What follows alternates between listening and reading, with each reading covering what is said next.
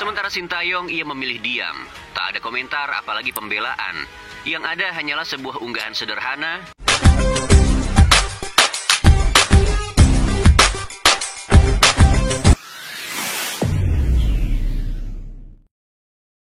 Assalamualaikum dan salam persaudaraan, salam sepak bola. Selamat bertemu kembali guys di channel Askalani Studio. Oke, apa kabar semua guys? Semoga dalam keadaan sehat walafiat, sentiasa dimurahkan rezeki kalian, dan juga saya mendoakan semoga sukses dalam apa jua yang kalian usahakan. Oke, semalam timnas Indonesia U23 kalah kepada Korea Selatan ya. Tetapi dengan kesungguhan pemain, saya melihat perlawanan itu dari mula sampai akhir. Saya melihat beberapa pemain cuba untuk melakukan semaksimal mungkin sebenarnya. Dan hampir kesemua pemain juga sebenarnya telah berusaha sedaya upaya semaksimal yang mereka mampu, main 200% di kandang sendiri. Sebab itu Korea hanya dapat 1 gol sahaja. Korea adalah raksasa di Asia ini, tetapi Indonesia dapat mengimbangi dari segi position ball, kecepatan perlawanan, dan juga dari segi skill individu juga bermain dengan baik. Hoki caraka antara penyerang yang selalu juga diperkatakan, tetapi semalam beliau mampu untuk memberikan sesuatu yang luar biasa. Bagi saya luar biasa ya, sebab ini lawan Korea, dia menampilkan yang luar kebiasaannya. Sangat baik dan juga dapat menandingi pemain-pemain pertahanan Korea Selatan untuk dilesap masuk ke dalam melalui kelincaan beliau dan dapat mengucar-ngacirkan pertahanan Korea. Apapun guys, semalam nama Sintayong bergema di stadion itu. Ini yang saya ingin reaksi pada kali ini. Saat nama Sintayong yang diteriakkan di hadapan Bapak Erick Thohir dan Jared, ini reaksi STY Timnas U23. Kenapa jadi begini? Yuk kita simak dulu video ini guys, baru kita ulas di penghujung nanti ya. Oke.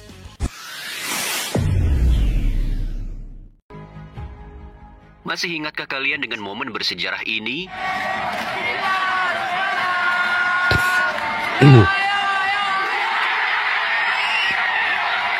Sebuah era emas tercatat dalam tinta sejarah ketika bocah-bocah Garuda U23 membuat seantero Asia ternganga. Hari itu bukan hanya Yordania yang menjadi saksi kekuatan bocah-bocah Garuda ini. Bahkan Australia, si raksasa Asia, harus angkat koper lebih cepat. Mereka dihantam oleh kegilaan Garuda Muda. Dan puncaknya terciptalah sebuah malam yang tak akan pernah dilupakan. Malam yang mengguncang langit Qatar, yakni pertandingan Indonesia melawan Korea Selatan. Pertarungan yang dijuluki sebagai pertarungan rakyat yang ingin melawan seorang raja. Di turnamen ini, Korea Selatan itu adalah sebuah tim yang di fase grup bertanding dengan tanpa celah. 3 pertandingan, 3 kemenangan. Dan yang lebih menakutkan, tak satupun bola berhasil menembus gawang mereka. Sebuah catatan sempurna yang sangat mustahil bagi Garuda untuk menang. Juga mirip seperti intimidasi yang menekan mental Garuda Muda, bahkan sebelum peluit berbunyi. Dan ketika malam pertandingan itu tiba, timnas Korea Selatan melangkah ke lapangan dengan gagah. Mereka melangkah seperti penguasa turnamen, seolah siap menegaskan kepada dunia bahwa tak ada satupun tim di Asia yang sanggup menggoyahkan tim ini. Namun disitulah sejarah menulis babak barunya. Malam itu Garuda Muda tampil tanpa membawa wajah jika mereka itu adalah anak kemarin sore. Mereka turun ke lapangan tanpa ini sejarah guys ya, tanpa peduli pada beban sejarah yang menekan pundak mereka. Asian Cup U23. Ini ada Rizky Ridho, Ivar Jenner, Nathan John. Indonesia dan Korea Selatan itu ibarat Persib melawan PSG.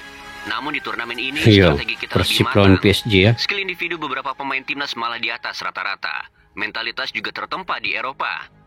Dan semuanya itu bersatu. Bahkan malam itu meledak menjadi satu kekuatan yang tak bisa terlupakan. Timnas Indonesia tak hanya bermain indah, kita mengguncang dunia. Kita meruntuhkan mitos bahwa Indonesia tak mampu mengalahkan raksasa. Dan untuk pertama kalinya dalam sejarah sepak bola bangsa ini, timnas U23 menembus semifinal Piala Asia U23.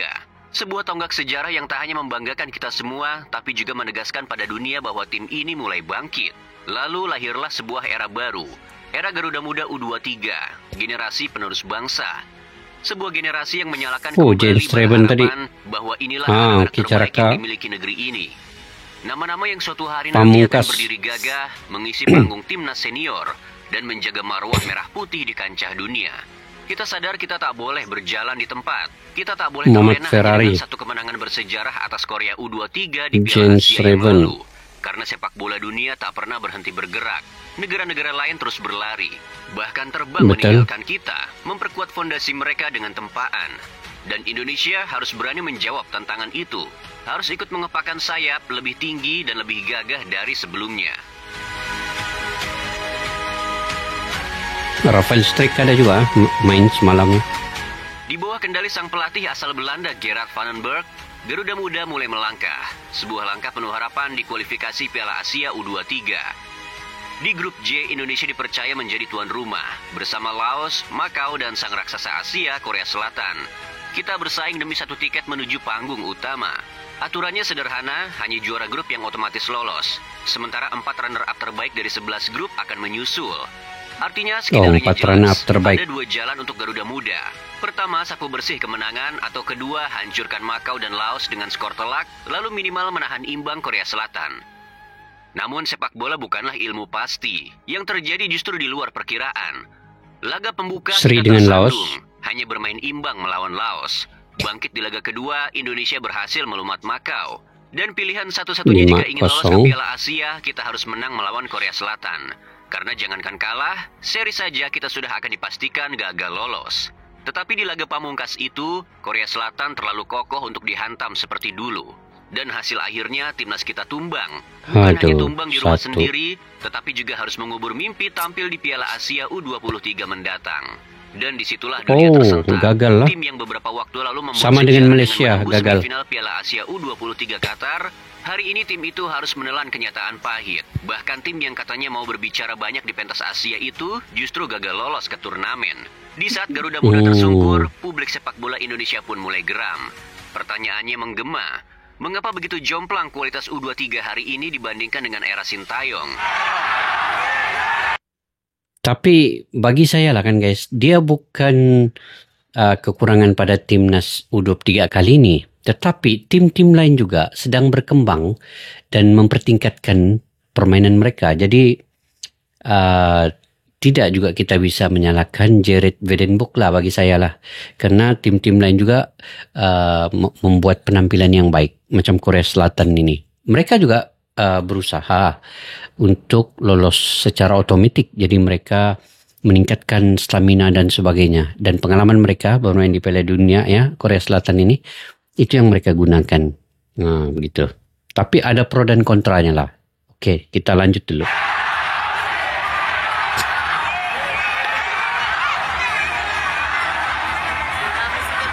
Sementara Sintayong, ia memilih diam. Tak ada komentar, apalagi pembelaan.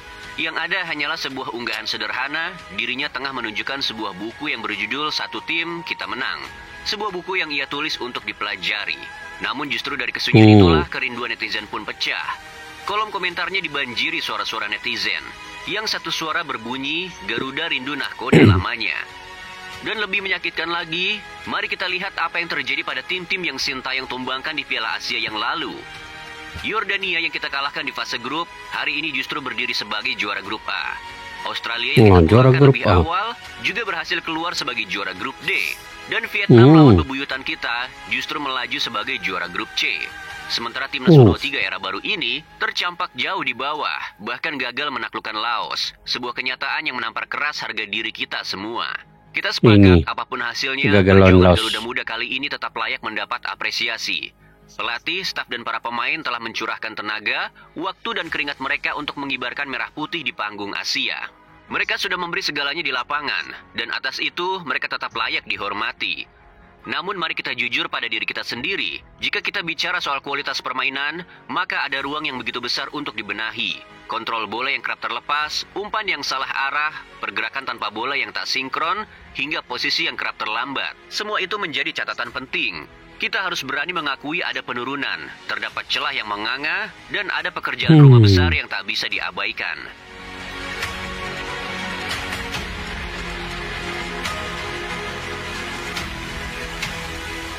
Tapi ini bukanlah panggung untuk saling menyalahkan, bukan pula arena untuk membandingkan secara buta. Gerard dan Sintayong adalah dua pelatih dengan jalan yang berbeda. Dua sosok jenius yang punya filosofi sendiri dalam menuntun Garuda. Sintayong dengan kedisiplinan dan semangat juangnya. Gerard dengan visi dan pendekatan Eropanya. Keduanya mungkin berbeda dalam metode, namun sejatinya mereka berjalan menuju arah yang sama.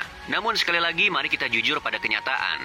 Jika sebelumnya kita pernah dimanjakan oleh tim U23 yang mempesona, tim yang bermain dengan teknik tinggi, disiplin taktik, dan alur permainan yang membuat jutaan pasang mata terpesona, maka kali ini saat kita menyaksikan generasi baru U23 turun ke lapangan, yang hadir justru rasa tak elok dipandang. Ada rasa tak nyaman yang menyelinap di dada. Ini bukan karena kita kehilangan cinta pada timnas muda, bukan pula karena kita kehilangan harapan pada masa depan Garuda. Justru sebaliknya, kita mencintai mereka terlalu dalam, sehingga mata kita begitu peka melihat setiap celah yang terbuka.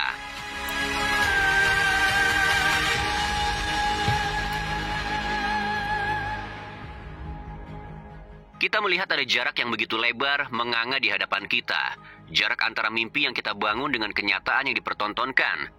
Dari sentuhan individu yang sering terlepas, dari mental yang belum cukup kokoh di bawah tekanan, dari pola permainan yang masih rapuh ketika diuji serangan lawan. Semuanya terasa jauh dibandingkan dengan generasi yang sebelumnya telah menyalakan asa kita. Jika di awal kita katakan bahwa bangsa-bangsa lain berlari, bahkan ada yang terbang meninggalkan kita demi memajukan sepak bola mereka, maka pahitnya timnas Indonesia justru seperti berjalan mundur. Sebuah downgrade yang begitu terasa menyakitkan sekaligus membuka mata. Yang turun bukan sekadar kualitas permainan, ada sesuatu yang jauh lebih mendasar. Para pemain kita seperti kehilangan arah, seakan bermain tanpa visi dan tanpa tujuan yang jelas. Dan hal itu adalah penyakit lama. Penyakit yang dulu kita pikir sudah terkubur, kini seperti hidup kembali. Dan saat peluit panjang dibunyikan, yang tersisa hanyalah rasa sesal. Bukan hanya karena kalah dalam teknik, tapi karena kita kalah dalam menempa diri, kalah dalam mempersiapkan mental, kalah dalam menjaga konsistensi. Lagi dan lagi sejarah yang sama terulang.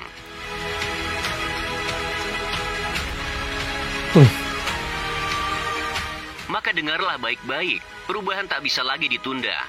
Untuk apa mengganti nahkoda bila haluan kapal justru oleng? Untuk apa mengumbar era baru bila yang tersisa hanya puing dan penyesalan? Ini bukan urusan sudah move on atau belum. Di negeri yang setiap hari disesaki kabar buruk dan hidup yang kian menghimpit, ada satu harapan yang menyalakan cahaya, yaitu sepak bola. Ada satu bendera yang kita banggakan tanpa syarat, dan itu adalah timnas Indonesia. Dan ketika grafik timnas menanjak, memecahkan rekor, bahkan menuliskan sejarah, justru tangan-tangan di atas sana yang malah merombaknya.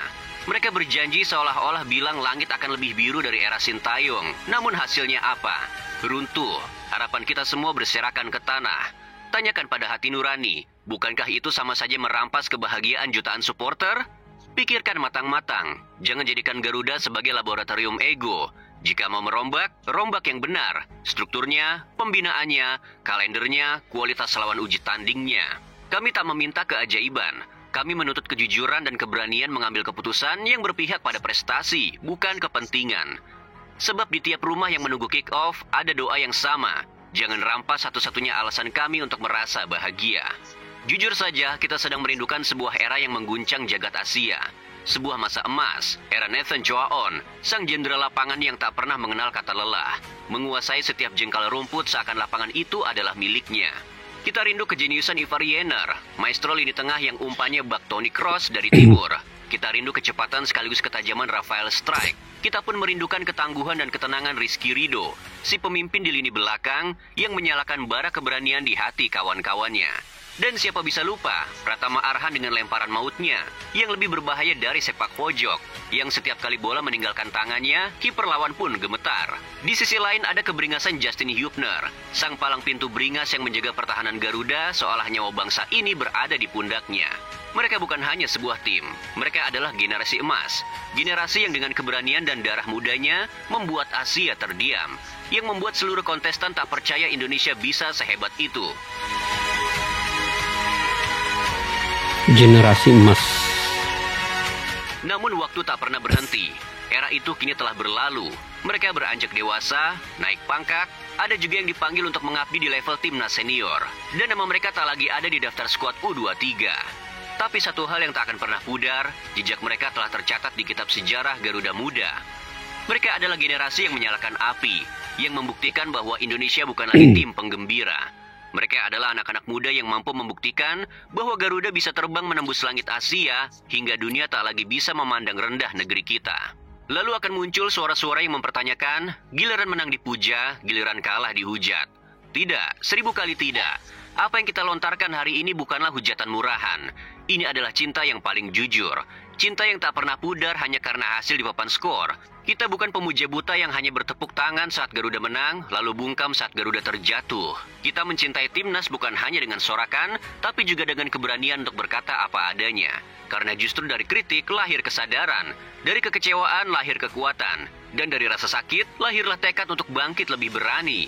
Inilah bukti cinta supporter, cinta yang tak hanya mengagungkan kemenangan, tapi juga mendorong perbaikan. Karena bagi kita, timnas bukan hanya soal 11 pemain di lapangan, timnas adalah harga diri bangsa kita.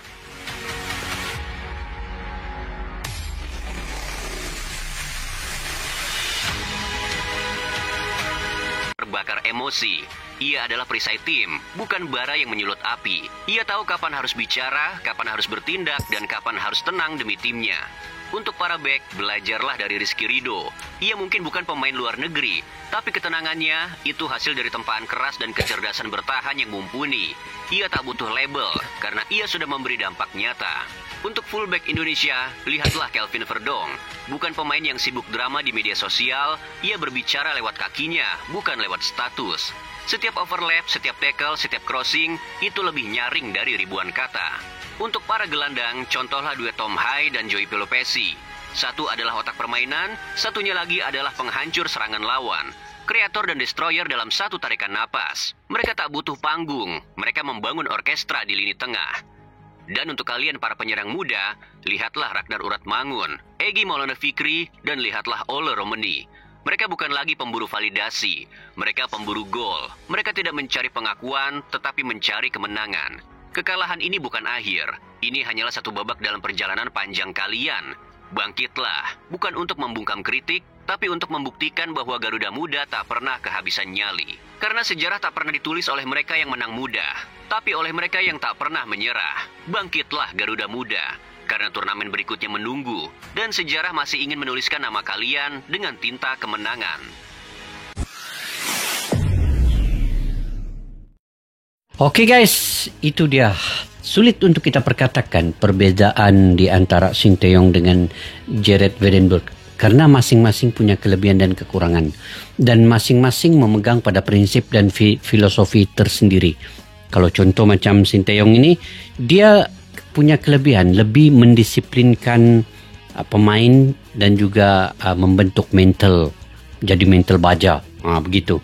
Maknanya Sinteyong ini terkenal dengan latihan fisik yang keras, pressing, mental pemain, dan ini sangat disiplin guys ya. Dia juga menjaga pemakanan. Dia akan melihat kepada stamina kondisi pemain itu. Jika tidak mengikut apa yang dia inginkan, maka dia akan coret pemain ini. Nah, itu antara yang ada pada Sinteyong. Kemudian Sinteyong ini, dia menanam kepada pemain ini filosofi jangan takut lawan negara-negara besar. Ini dia tampilkan pada pemain-pemain di kelompok umur U19, U20, U23, sehinggalah ke senior Indonesia. Karena melawan tim yang besar itu jangan pernah takut kepada mereka. Itu filosofi yang dia tanamkan ke dalam minda pemain. Dari segi taktik pula, yang saya tahu, Sinteyong ini dia punya kelebihan dari segi plan A, plan B, plan C. Ini artinya mana-mana tim yang akan dia lawan, akan dilawan oleh timnas Indonesia ini mengikut kepada situasi. Kalau lawan kuat, dia gunakan plan B, yaitu menggunakan counter attack, tidak terlalu menyerang. Tetapi kalau lawan yang di bawah, yang agak rendah sedikit, dia akan menggunakan filosofi menyerang. Karena saya ingat lagi lawan Argentina ya. Lawan Argentina, Indonesia menggunakan sistem bertahan tetapi dengan counter attack yang menyerang. Nah, itu kalau dilawan tim-tim yang besar. Jadi kadang-kadang Sinteyong ini dia menggunakan sistem 3-4-3, kemudian 4-2-3-1, kadang 4-5-1, itu formasinya. Dia mengikut situasi keadaan tim mana yang akan dilawan, maka Sinteyong akan gunakan plan itu. Jadi dari segi ukuran lawan itu, untuk melihat kepada Indonesia, mereka tidak mampu menganalisa secara detail atau terperinci, karena Sinteyong ini dia ubah-ubah dia punya sistem formasi ini. Dan dari segi hasil pula, Sinteyong pernah ke final Piala AFF, SEA Games, mendapat emas, menumbangkan Thailand 5-2, kemudian membawa Indonesia lolos ke putaran ketiga dan lolos ke semua Piala Asia di kelompok umur dan juga di timnas senior. Okey, kekurangannya pula dia terlalu defensif.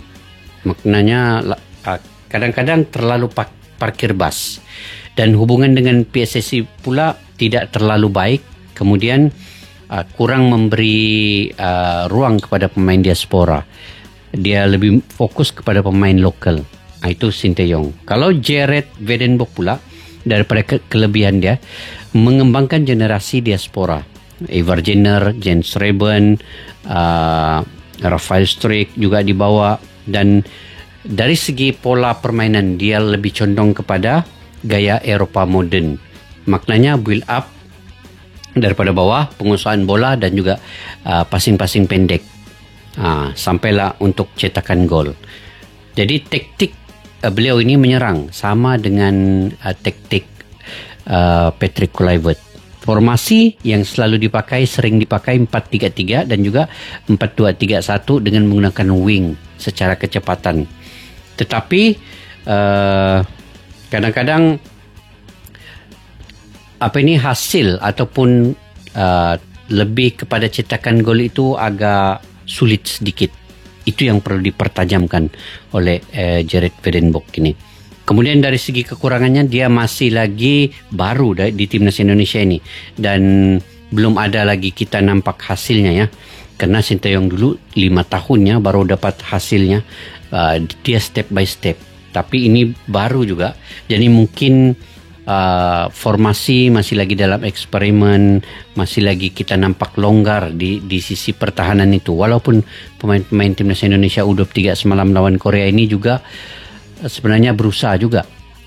Berusaha dengan begitu baiklah. Bagi saya baik, tidak juga terlalu banyak kekurangan. Cuman dari segi cetakan gol dan untuk build up perlawanan itu yang perlu lagi adaptasi pemain ini.